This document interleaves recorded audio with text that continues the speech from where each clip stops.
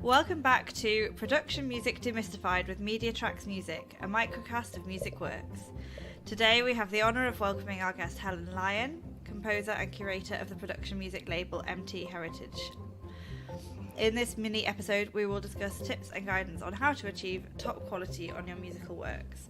And before we start, here is an advert from our sponsor. Music Works is sponsored by the Musicians Union. I'm a member of the Musicians Union. It's the trade union for musicians living and or working in the UK, and it's a community of 32,000 members working to protect musicians' rights and campaigning for a fairer industry. As well as campaigning to fix streaming and keep musicians working in the EU post-Brexit, the union collectively bargains for musicians working in orchestras and theatres and sets minimum recommended rates for freelance musicians working in other sectors. Its expert staff provide contract advice, legal advice and assistance, and a range of benefits and services to help musicians in every aspect of their work. Be part of something bigger and get the recognition you deserve. Join now at themu.org. Hi Helen, thanks so much for joining us. Hello, hi. Great, it's lovely to have you here. And so we're here as part of our series on production music, and today we're going to talk about quality and about your top tips for creating quality music for production. So why don't you start by telling us a bit about yourself and your work? Yeah, so I'm a media composer and a musician. I'm a violinist and a pianist, and I came to MediaTracks about November last year. And since then, I've written 3 albums for them, and I'm just working on my 4th. And I also do music for film, short films, documentary. And I'm currently just focusing more on the production side of things at the moment with MediaTracks. Brilliant. And the label that you curate, that's part of MediaTracks as well, isn't it? Yeah, the Heritage label, which is the biggest label that they've got, and it's anything from sort of ambient piano, sci-fi thriller. It's really got the full spectrum of albums in there, and we've just started curating some new really exciting albums. So there's some good stuff coming out. Yeah, very exciting. So we're here to talk about quality is key. Would you like to give us some opening thoughts on that? Well, I think when people think about production music, sometimes they can think that possibly there isn't always quality behind it. And I think that's a huge misconception. The people doing the production music are the same composers that are doing all the other work that's happening. And there's a great deal of skill that goes into making production music. And it's really important when we're looking at people to come to MediaTracks, and even when I'm writing something for MediaTracks, that you think about your skills that you bring to it, rather than trying to produce a sound or produce an idea that doesn't belong within your skill set. So I think the first thing about quality is really understanding your skills and what you're good at, what you enjoy writing, and what you've got available to you. Because a lot of people wanting to start out in production music don't have a huge amount of free cash hanging around. And I know from experience, I spent a whole year working and spending no money at all. So I worked from a 0 budget because I had no money coming in. And I knew that I had to make it sound quality, because otherwise it wouldn't get listened to and it would get, passed. So quality is looking at basically what's in your toolkit that you've already got. And then what do you need to add to get what you need, the sound you need. So whether that's technology you need to buy, or whether it's samples, or whether it's paying for someone else to record, those are all the decisions that you need to be making when you're looking at quality. So I don't know if you want an example. Yeah, sure. It'd be great to hear about how you manage that, because obviously this is a challenge that many composers, both entering on and in the industry, are facing. So it'd be great to hear your experience of this. Yeah. So personally, for me, I'm a violinist. And I'm a pianist, so I work very much digitally. So I have a good laptop, I have a Mac, which isn't necessary, but I made the decision to buy a MacBook with a terabyte of data. And I mean, a terabyte is actually quite small. If you look at composers talking on YouTube, you know, they've got 16 terabytes. So I now have an external card as well, external drive, which I bought recently. I've got 3 screens, and they're monitors. You know, they were monitors that were hanging around that someone else didn't need anymore. You know, where I didn't need to have quality, I've just used what I had. My speakers, I was very lucky. I was given them by a family member. They're extremely good speakers. That was a bit of luck. I would have needed to have bought good speakers. I've got a really good interface. I've got an Arrow that cost about £500. So that's a lot of money. Certain things I spent lots of money on. But then I've got a violin and that's mine and I can play it. So when I had a patch where I had no work and I needed to produce music, I decided to make an album using free samples. So these are samples that I found online. There's 2 really good places you can get free samples from. One is Piano Book, and the other one is Spitfire Audio Labs. So Spitfire Audio are a big sample library company based down in Tyler Studios down in London. And they are fantastic. And they produce a whole free library pack called Labs, which has hundreds of sounds in there. So I chose to use that, and then I recorded my voice and I recorded violin, and I made a full album with no cost. Obviously my heating cost and my housing bills, but I did that completely for free. And I had a decent mic. I had a good mic. Again, someone had given me that. So lots of this is getting lucky. And I made a full album out of it, and it was good quality because I can play my instrument. There were lots of things I had to learn along the way, so I didn't know how to do certain things initially. So I went on YouTube. I watched YouTube tutorials from people I'd found on Twitter. Twitter's an absolutely brilliant source of information if you follow the right people. So I follow people like Dave Hillowitz, and I follow Dan Keane, and I follow John Mayer. They are all very generous people who give their time and make free YouTube tutorials, and then they also make free sample packs.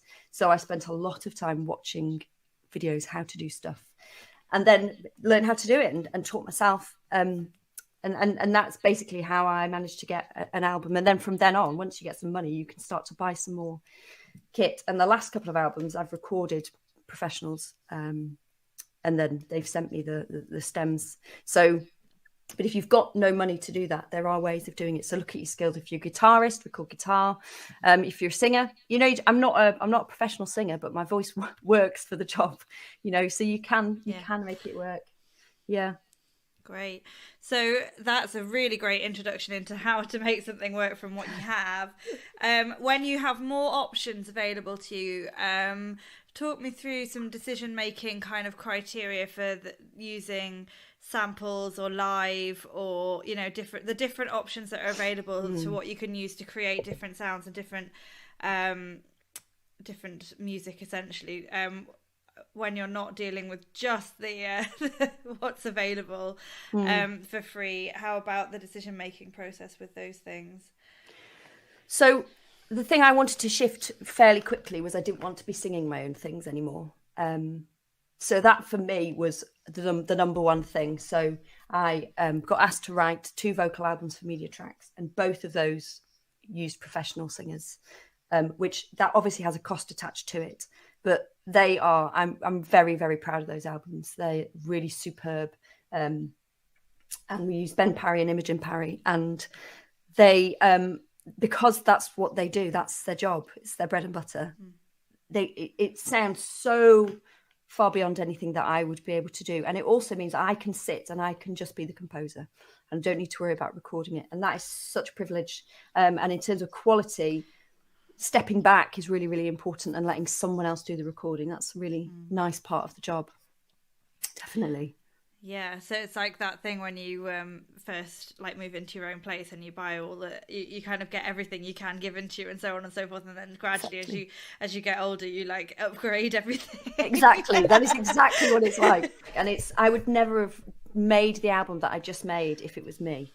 So it's not about doing a less good album. No, it's about not having the opportunity to so you've got to do what's within your means that will sound quality. So that's what I'd really like to get across. And then when you've got the opportunity, right, okay, so I've just done a strings album with beautiful cello solos in. I don't feel I can replicate solo strings with sample libraries. I use sample libraries a lot for held chords, pizzicato, anything that's sort of, noises or effects. Great. Pizzicato, perfect. Anything with soaring melodies, anything that's going to be melodic, I need it live. I would like it live. Because I think that's where people hear the quality that's missing. Of course, you can pay a lot of money for very, very good samples.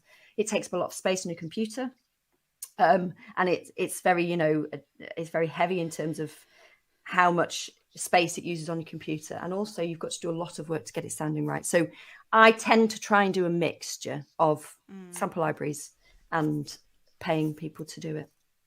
That's really interesting to hear how those judgment calls are made, but also you made it very eloquently, but I just wanted to pick up again on the point that you just made before that about that you don't make the same album but lower quality if you don't have access to the expensive, higher quality things. You make different music that is of the highest quality that is available with the resources that you have. Exactly. Absolutely. And actually you find that you find things you didn't realize you could do. That's so important, because I think the minute I started making my own samples, I suddenly realized, oh, that sounds quite cool. I like that. Right. And then I still use those things and they cost me nothing. I've got a broken accordion. It really is broken. But I just sampled it and I can use it in my work. And it sounds, I'm only using it for effects and things, but it's just being creative and also trying not to sit and watch stuff or listen to great big blockbuster movies and think, I'll never be able to create that. Because of course you will, but you just need to not look too far ahead. Do what's accessible to you now, and then it will come. It will come. Well, yeah, and looking at what the people who did create that music had available to them in terms of resources, because they certainly didn't do it with, a violin and a broken accordion. No, they didn't. And they also didn't do it on their own, and they also had people doing their scores for them. That's the other thing, getting your scoring skills up to scratch if you're going to be recording people. That's the other thing that's really important in terms of quality. If you can't score, you need to get someone who can. Because I've had it before where I've been recording something and I've recorded it, sent it to them, and they said, that's not how I wanted it. And I said, well, that's what was written on the score. So I had to re-record it, and that's fine. But you need to know what you want and how to write it down on the page so that you're getting the most of your money, because that musician's going to ask you for more money if they've done it not how you wanted it. So it's, again, planning as far in advance as you can. If you know you're getting a singer. So before I recorded Imogen, we actually had a phone call with the scores in front of us, and we both went through, and I said, I think I want an R, and she said, well, what about an O? And we discussed the different options. And I write all over the score, write little notes about what I might want. It doesn't need to be in fancy Italian or, it can just be in English. That stuff's really important. That's all part of the quality. Definitely. Make it sound like a far more collaborative process. Then I think this is a common misconception about production music. Possibly, if I can say, particularly on the sides of people who commission it rather than necessarily the people who make it, is that you hire one composer and they compose something and then that's done. There are a lot of people involved in making music, especially making music for recording and reproduction on screen. Absolutely. And a huge amount of collaboration from people. Massive. We're all creatives, aren't we? So we all want to get the best quality out of what we're making. And if there's somebody who can do a better job, I don't know a single composer who would be proud and say, but I want to do it myself. They would always outsource it, always. Yeah. Because it's the sound that they want that's important. We're not a proud group of people. We want good quality, basically. That's most important. Absolutely. Great. And so let's move on to some what to avoid tips. Do you have any? I do, plenty. I was looking at you going, I think you do. Yeah. So I've already said one of them. I would avoid comparing yourself to other people.